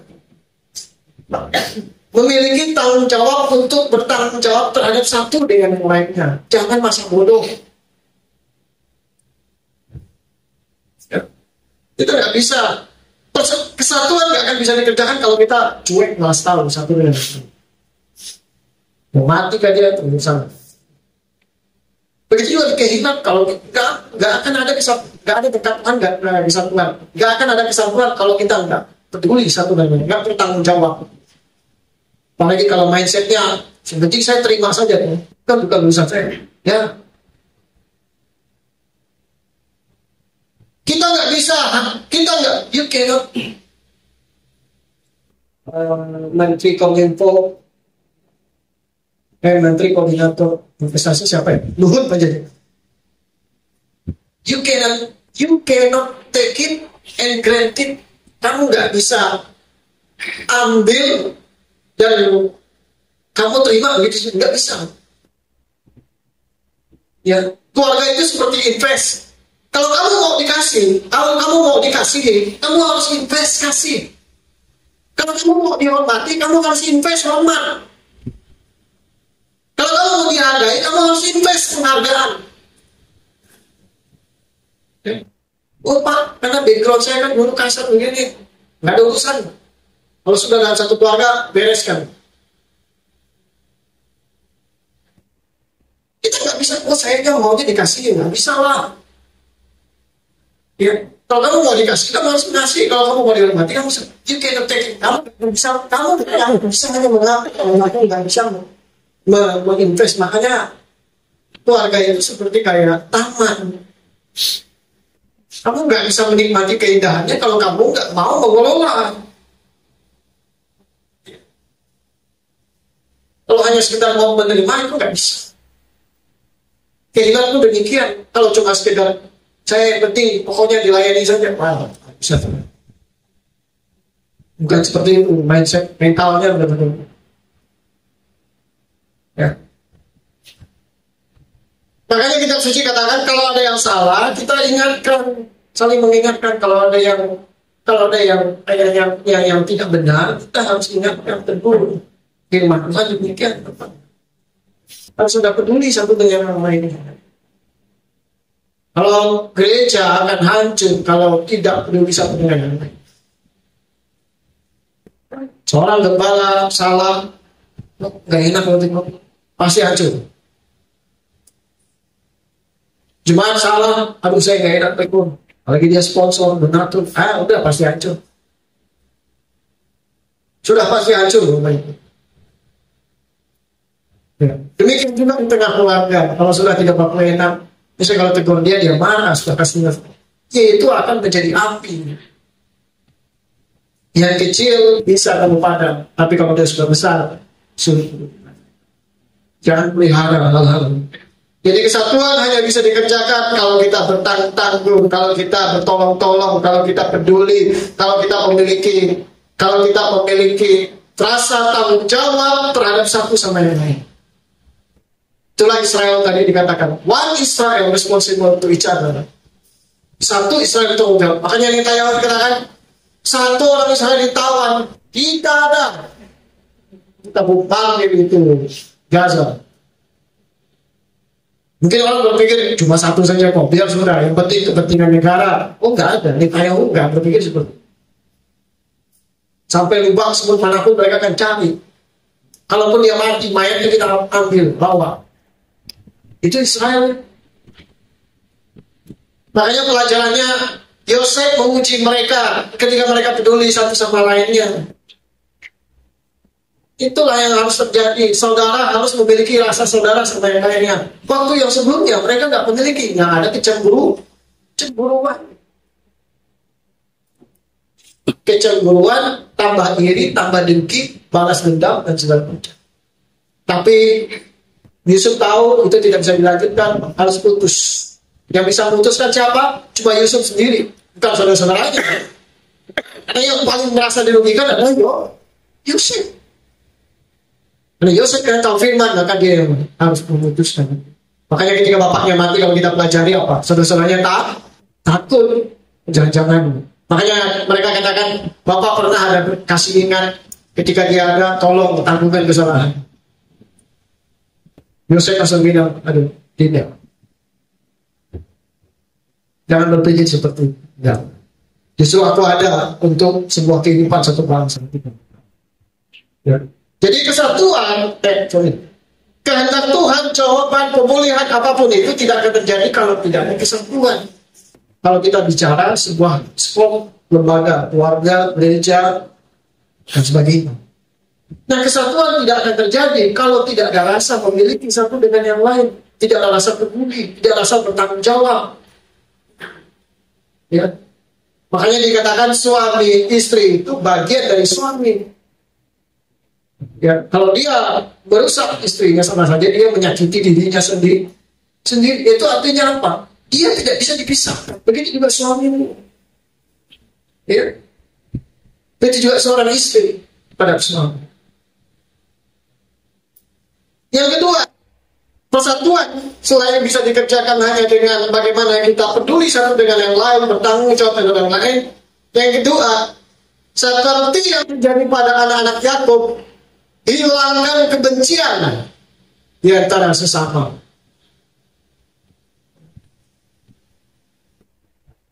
Saya coba benar kan? Pada waktu di dalam keluarga berselisih, semua memori yang lalu itu mudah gampang ingat. Yang herannya, dia tidak ingat waktu dia di depan gembala. Yang dia ingat waktu pecah kaca segala macam itu. Ada yang waktu lagi berselisih, ingat waktu dia diberkati sama gembalanya. Waktu mengucapkan sumpah ada? Nggak ada kan? Yang diingat apa? Yang jelek kemarin, tidak berikan saya. Pernah bikin saya. Itu terjadi. Itu yang kenapa saya bilang. Itu contoh kayak anak yang tadi. Selesai, tapi memori tetap. Dan itu akan mungkin. Apalagi kalau kita sudah dewasa, mungkin sudah. Itu kayak api, diambil. Ya. Kita nggak bisa. Kita harus hilangkan. Apa yang terjadi sama Yesua adalah kebencian yang tidak berdasar, atau bahasa Ibrani-nya sinakalim. Hanya kan Yesua diadili tanpa ada kesalahan. Bahkan Motis bilang cari aman. Dan tidak tanggung jawab ya, itu urusan kamu orang. Ya. Tidak peduli, salibkan dia. Saya tidak tanggung jawab ya. Kalian yang tanggung, dialah itu nanti tanggung kamu. Sampai hari ini mereka tanggung. Kebencian terhadap Yesua yang tidak tahu kenapa mereka benci. Kenapa benci? Karena cemburu. Kenapa cemburu? Karena kalau orang Farisi berkata-kata, mereka kayak biasa-biasa saja. Tapi kalau Yesua berkhotbah penuh dengan kuasa. Kalau dia penuh dengan kuasa, banyak orang disembuhkan. Ini bisa bahaya ini. Pengikutnya semakin banyak, pengaruhnya ini bisa bahaya. Apalagi waktu Yesus membangkitkan siapa? Lazarus. Ya. Itu kayak tamparan telak kepada orang Saduki yang tidak percaya kepada kebangkitan. Malam hari itu mereka mengambil keputusan, ini orang harus dibinasakan. Cari cara bagaimana. Disitulah hari dan perjalanan Yesus mulai menuju Golgota. Kebencian yang tidak berdasar. Itu pun dialami sama kehilangan ini. Mereka benci bukan karena apa yang kita lakukan, tapi mereka benci karena apa yang kita percaya.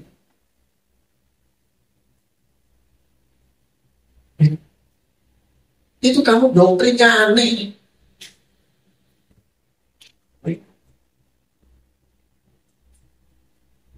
Tapi kok bisa juara ya pada waktu CCA kemarin? Ya. Mereka katakan ya.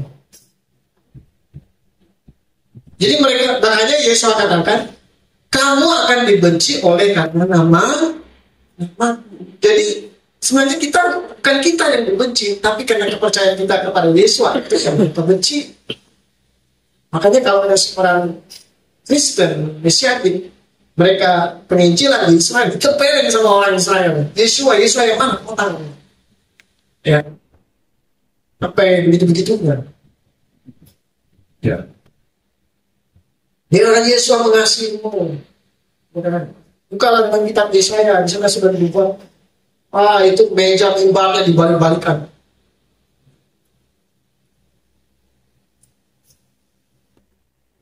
Kenapa Israel seperti itu? Karena bangsa-bangsa juga seperti itu.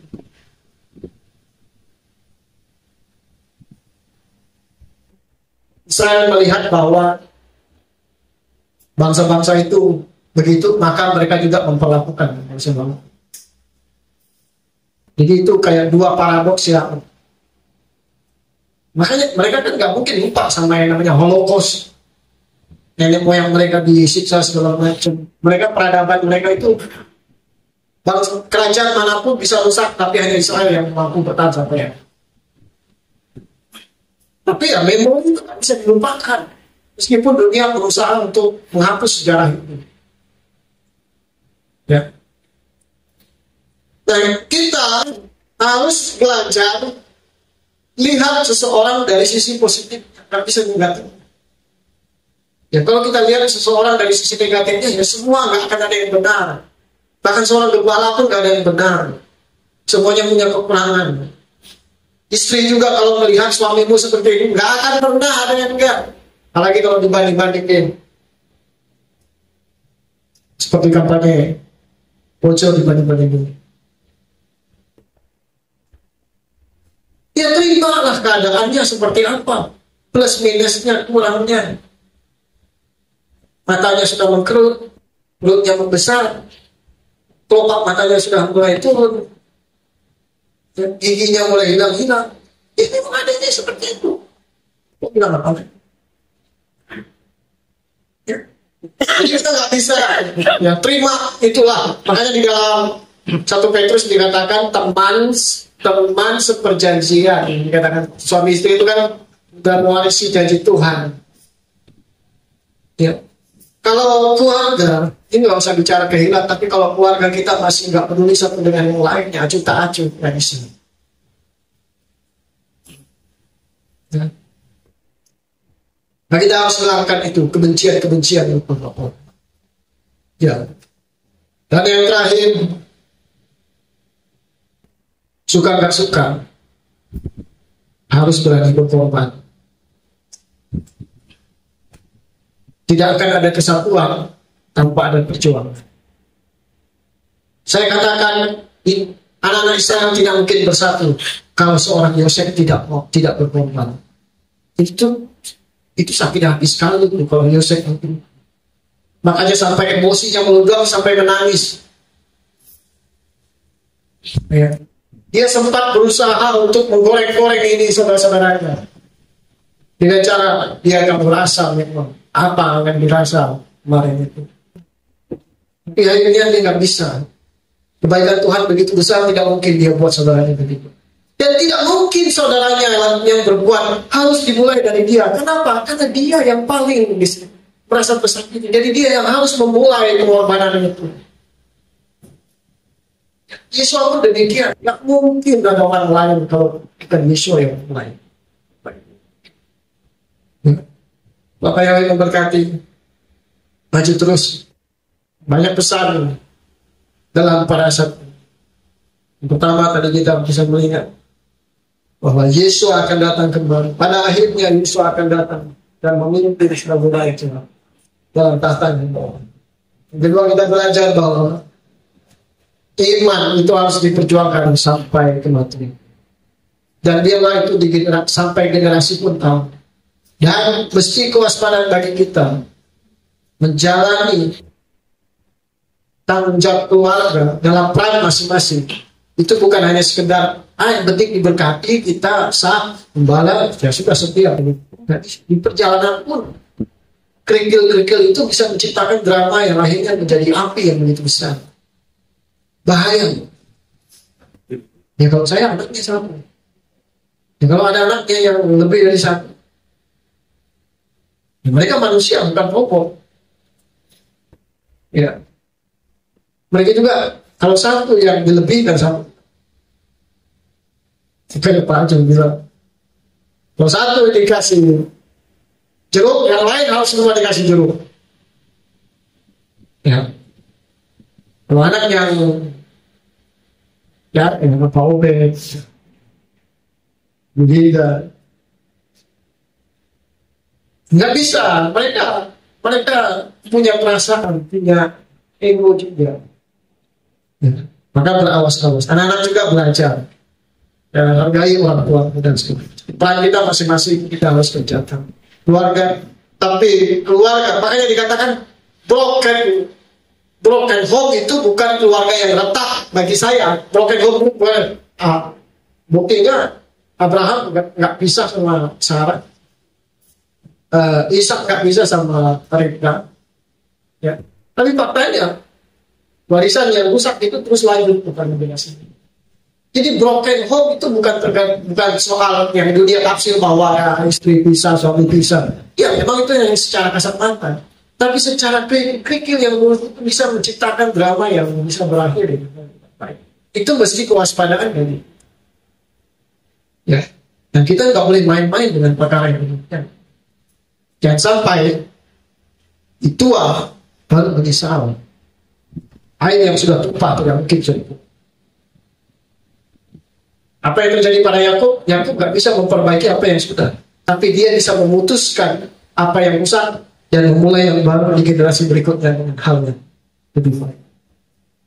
Dan itu akhir bagaimana kehendak Tuhan, kemenangan, doa, yang harapan dan segala macam, bahkan apa yang Tuhan tahu tidak mungkin terjadi di tengah-tengah sebuah chaos. Itu hanya bisa terjadi di tengah-tengah kesatuan. Kesatuan hanya bisa terjadi kalau setiap orang melakukan tanggung jawab perannya dan bertanggung jawab terhadap satu dengan yang lain. Suami nggak bisa sendiri, istri juga nggak bisa sendiri, anak juga tidak bisa berdiri sendiri. Dan kita nggak bisa bawa kebencian masa lalu. Hilangkan. Kalau sudah satu di dalam Tuhan, maka mau pahit, mau manis, mau rusak, segala terima. Yesus menerima kepal itu tanpa pandang. Dia sudah rusak karena menyangkal Tuhan. Tapi Yesus nggak mungkin kok. Tapi kebiasaan kita suka mungkin. Itu toh. Yesus bilang. Ya. Ya biasa begitu. Memori kita itu paling kuat kalau dengan hal-hal yang nggak baik, tapi lemah dengan hal-hal yang baik. Ya. Tapi Tuhan ingatkan, pikir kata perkara-perkara ya. Semua yang nangis, semua yang sedang mendengar, semua yang daripada yang berpikir. Jangan pikir yang tidak baik. Bawalah keluargamu ke arah yang lebih baik dalam rencana Tuhan. Kasih setia Elohim menyertai kita sampai kesudahan waktunya menjemput kita semua Bapak yang berkata.